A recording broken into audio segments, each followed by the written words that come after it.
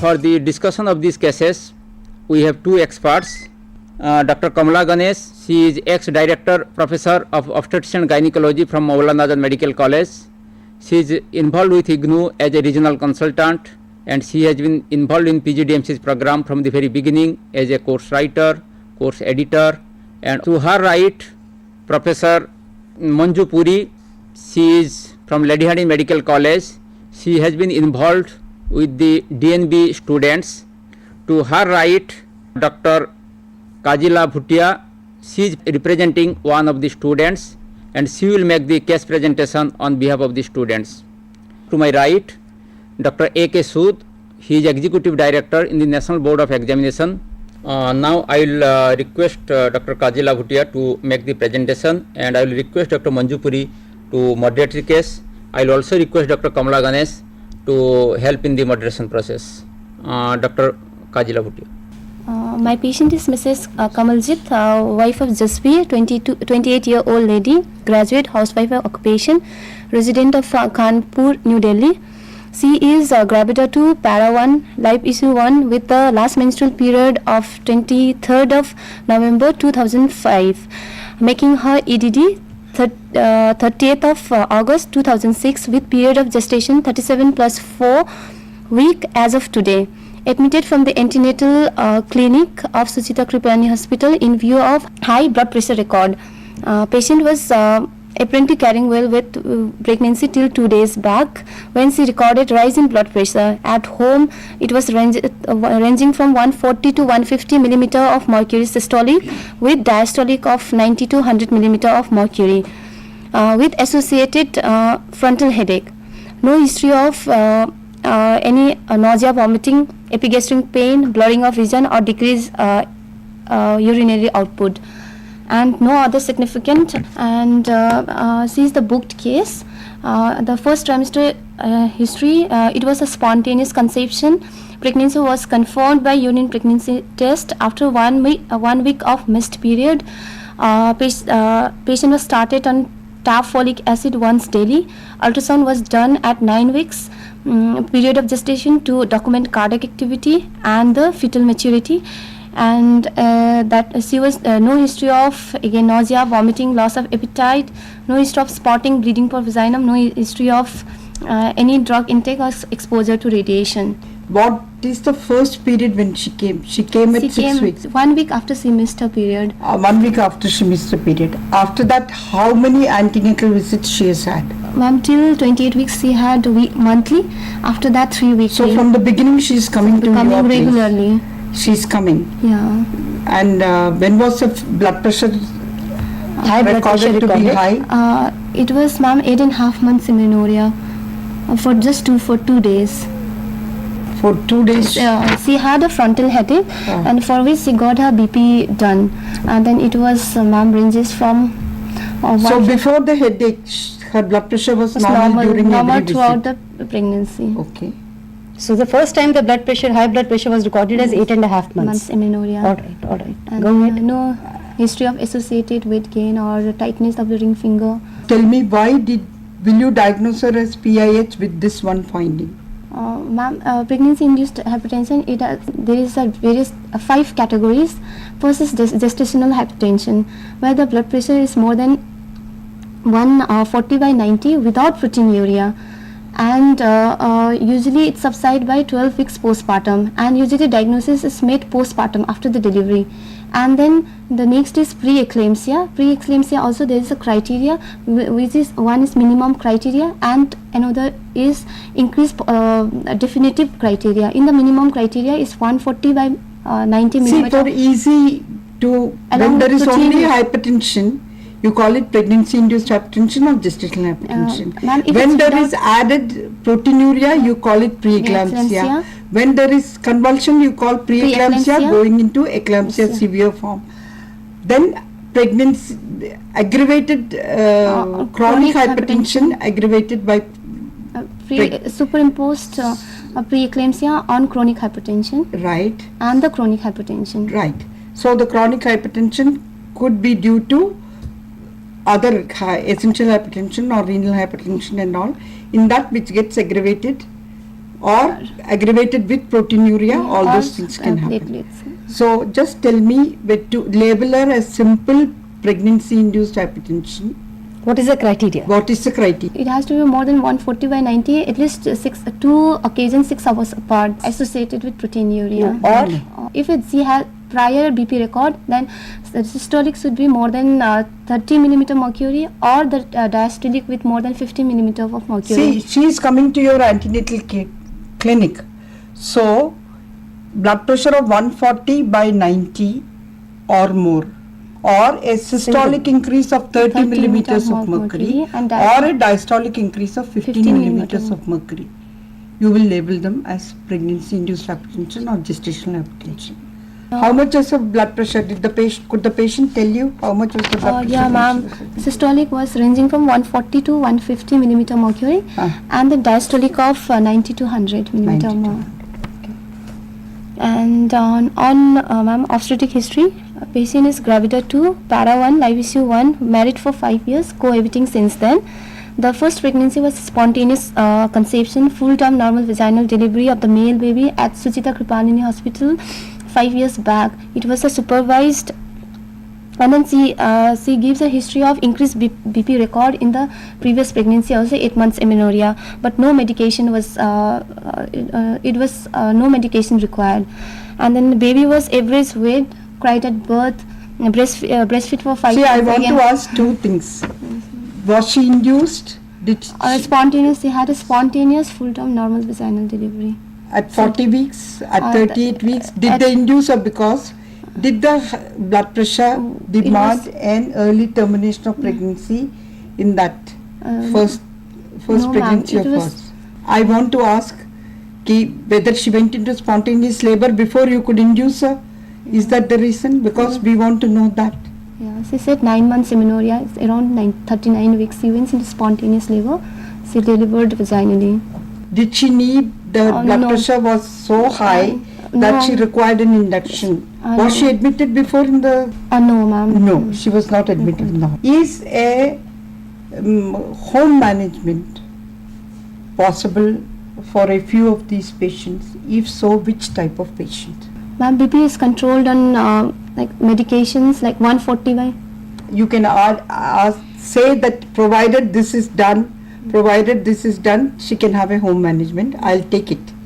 But can she ever be treated at home? 140/90, 150/90. We have to admit the patient for complete evaluation, and after that, if there is proteinuria, it's not. There is no proteinuria. No So say proteinuria that for if there is proteinuria, there is no role for home management. If there is proteinuria, no role for home management. So those women who do not have proteinuria and the blood pressure of 140/90, 135, 145, 146/90, provided she can get her blood pressure recorded at home, or a nearby physician is there who can record the blood pressure by him, and she can come to you whenever the blood pressure goes higher than the level 140/90 or 150/90. She can come back to you. But if it remains the same, or with rest, if she comes down, and provided she can take rest at home.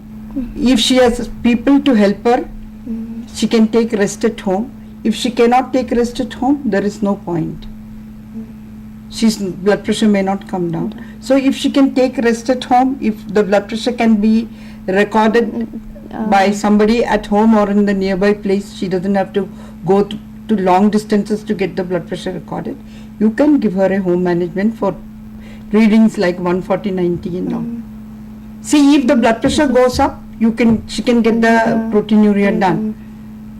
She can come to this thing. So she will come back to us. Basically, it is the home BP monitoring which is more important, and absence of proteinuria. And also rest, And if she is rest, able to take rest. Right. So these three things are important for her to be treated at home. Menstrual history, again, ma'am, it was a normal, and then past history, no significant history, and the family history also not significant history, and the personal history also. What significant history you will ask? History of hypertension in the family. So say that. No Don't say no significant history. There is no family history of hypertension. So that will ensure that we know that you have asked that question. So this is important negative history which is to be elicited. That is what we are. Even when you summarize, important positive and important negative points need to be highlighted. Dietary history, she was consuming again adequate protein with adequate calories. And now coming to the examination part, the patient is well built, oriented to time, place and persons, sitting comfortably at bed. General condition was stable, hydration was fair, afebrile to touch, pulse rate was 84 per minute, regular, right radial, no radiofemoral delay, all peripheral pulses palpable. Blood pressure was the 130/86 millimeter of mercury, right arm supine. Respiratory rate was 18 per minute. No pallor was absent. Again, no icterus, no cyanosis, and JBP was not raised, and edema, mild pedal edema was present. Again, breast examination, it was normal. Coming to systemic examination, respiratory system examination, cardiovascular system examination, and the central nervous system examination was normal. And on per abdomen examination, on inspection, abdomen was uniformly distended, uterus was longitudinally ovoid, umbilicus is central, everted, linea nigra was seen, no sinus fistula, visible pulsation C, all the hernial sites were free. On palpation, abdominal wall edema was there, and then fundal height was corresponding 36 weeks of period of gestation. Symphyso fundal height was 34 centimeter, abdominal girth was 38 inches, uterus was relaxed, non-tense, non-tender. There was a single live fetus in longitudinal lie, cephalic presentation with back at left, head at brim, liquor was adequate, and FHS was 144 minute per regular, and which is lying around 5 centimeter away from the umbilicus in the left spino umbilical line. So what is the diagnosis now? Now diagnosis, 28-year-old lady, gravida 2, para 1, live issue 1, with single live baby with period of gestation 37 weeks of pregnancies, in cephalic presentation with mild preeclampsia. Preeclampsia. Why did you label her as preeclampsia? Because protein, urine albumin was done, which was 2+. What investigations would you like to do in this patient? I want to evaluate the maternal evaluation and the fetal evaluation. In the maternal evaluation, the investigations including the blood group, RS typing, again complete blood count with peripheral smear, including platelet, hemoglobin, platelet counts, and then PS to see any evidence of hemolysis, and again liver function test, kidney function test. For all this excluding the end organ involvement. For liver function test. So specifically say what you want. ALT, AST, and in the kidney function test is serum urea and creatinine and uric acid. After you evaluated this, I'd say, what about fetal evaluation? Fetal evaluation is, daily fetal movement recording. FSS should be heard daily. Now, why are you doing the daily fetal movement evaluation for the fetal well-being? Now, how long do you want to evaluate the baby? She's already 37 weeks, 2 days. So, you must tell me how long do you want to evaluate the baby? Till what period of gestation you want to evaluate the baby? By 38 weeks, I want to terminate the pregnancy. So, you keep evaluating her till 38 weeks. Yeah. Alright. Why not 37 weeks? It's already 37 now. Also, you can accordingly, otherwise completed, by 38 weeks. So, what will you do? Daily fetal movement recording and NST daily. Daily fetal movement recording, you will do it by which method? Cardiac count 10. Yeah, cardiac count 10. Alright. NST daily. NST daily? Because it's already towards 38 weeks. We have just 3-4 days left. So NST, if you have to do NST and all, why don't you terminate her now? Terminate her now. No. So which other parameter will help you deciding whether you need to terminate it right now or can you carry it till 38 weeks? If patient is, first thing is, if patient is complaining of decreased fetal movement, non-reactive NST, or if ultrasound showing AFI. So at 38 weeks, how do you want to terminate the pregnancy? I'll do a per-vaginal examination to see the Bischoff score. If it's favorable, like more than 6, then I'll induce with the augment with the syntocinon. Otherwise, we can induce with survey prime. Just tell me what are the methods for induction of labor. While doing provision, we can do sweeping stitching. That time also prostaglandins can be Okay, released. one is and sweeping stitch. Survey prime, which is prostaglandin See, E2. survey prime is primary aim is it is not given for induction. It's to ripening of the Ripening of cervix. the Along with the ripening, some of them may go into labor, but not all. So then augment with synto. augment with synto. Induce Which and- one is better? So, is there any other method of induction? Ma'am, if it's Bishop's score, it's again favorable then. You look, we had said that if the cervix is not favorable, Bishop's score is not favorable, you are going to prime the cervix with Cervix. cerviprime gel. So if it is primed, then then you can do an ARM. What is the advantage of low rupture of membrane, surgical induction, what we call as, in this patient? if MSL is there, muconium stent like or So what does that indicate? Suppose you did an ARM and you found meconium staining. ma'am, fetal distress. Fetal distress, then you don't have to induce pains at all. You can take her straight away for a cesarean. section. Now, what are the advantages of surgical induction? What are the disadvantages of surgical induction? As well as induction and the augmentation. See, there is You a need- difference between induction and augmentation. You must be very clear in your mind. When the patient is already in labor, to improve the contraction, you give syntocinon, that is augmentation. Okay, you want the contractions to progress better, patient already in labor, bag of membrane is there, you rupture the bag, that is augmentation. Advantages again, ma'am. Again, if there is any mucomycin stain like and ma'am, even with the amount of liquor also we can. Okay. And ma'am, disadvantages like ma'am, patient might go into infection, retrograde infections. Now once you start inducing, you are not going to keep on for a long time. You do ARM, wait for 2 hours. If the pains are not started, start syntocinon. Ma'am, retrograde infections, and then patients sometimes land on with non-progressive What labor. other What problems is- can come with rupture of membranes? One is Cord infection. prolapse, ma'am. Cord prolapse can be there if you do it If the carefully, you may not if the ba- produce. What else? So you can't leave the patient. You can't leave the patient for more time. So next 12 hours, But- everything has to be decided. Decided. But then I suppose in patients who are induced for preeclampsia, you don't want them to go on. If you can wait, then you need not induce her.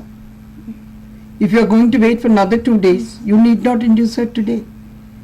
So surgical rupture is a good method of induction for these people where you want to know whether there is a fetal distress like in post-dated pregnancy, IUGR, preeclampsia. In these patients, this is a good method for induction. All right, now in this patient, we've decided regarding any special precautions you would take during labor in these patients. not to fluid overload, intake and output charting should be maintained. And then, ma'am, first thing is, BP charting should be there. And then You keep a parthogram for all patients. Yeah, ma'am. During labor, Now, parthogram in has to be- patients of PIH, how is the monitoring of the labor different from a normal patient? Input-output charting should be maintained, Okay. because input should not be more than 150 ml, and then output should be at least 30 ml per hour. If the blood pressure, you have Blood pressure, we have, Blood pressure is very monitored more frequently. Urine albumin Yes, is monitored every 4 hours. Which if the patient comes with a normal this thing, you don't do proteinuria every 4 hours in a normal woman. Yes, ma'am. And then would you not ask this patient for any symptoms each time you go to her? And she can throw a fit during labor also. So that's what is being asked, that how is this patient managed differently as compared to a normal patient? Would you like to arrange blood also? Yeah. Get it cross-matched? Cross-matched and arrange oxytocin. Why do you want to arrange blood for these patients of preeclampsia? Ma'am, the chances of PPH is high. And how do they tolerate the blood loss? Do they tolerate it poorly as compared to other patients, or it's the same? Their intravascular compartment is contracted. So even a small loss of blood may be significant for these patients. so it should be replaced. So anything special you would like to take care of during the second stage of labor? Giving methazine should be avoided. Would you like to cut short the second stage in these patients? PIH, no, not like, unlike like anemia like. What happens if the patient bears down a lot? What happens to her blood pressure? Increases. It increases. So it's always a good procedure to cut short the second stage. You can apply To ventus. cut short the normal second stage. Normal second stage, right? Yeah. And This is one of the indications for outlet forceps. Outlet forceps. Don't apply high forceps, mid cavity forceps and all. Outlet Only forceps. outlet forceps to cut short the normal second stage. Now it is the end of this case discussion. I thank Dr. Kamala Ganesh and Dr. Puri for nicely moderating the discussion. I hope the students have benefited by their presence. I thank also Dr. Sood for being here.